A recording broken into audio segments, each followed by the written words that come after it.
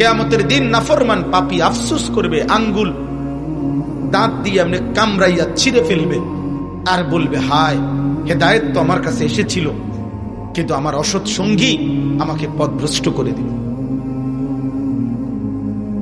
লাকাদ আদাল্লানি, আমারে গুমরা করে দিল।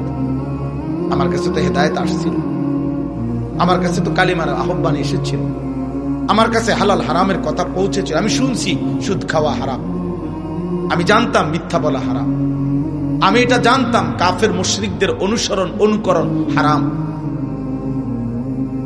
এটা সংকীর্ণতা না, এটা হারাম। আপনারা জেনারেল শিক্ষিত অনেক লোক, আমরা একটু বললে আপনারা এটা আবার নতুন নতুন শব্দ বানান। এটা সংকীর্ণতা, হ্যাঁ, এটা আপনাদের প্রশস্ত মানসিকতার অভাব। আর এই সমস্ত নাটক কথা বলিয়েন, এসব তামাশা না। আল্লাহ আল্লাহ রসুল যা বলছেন তাই।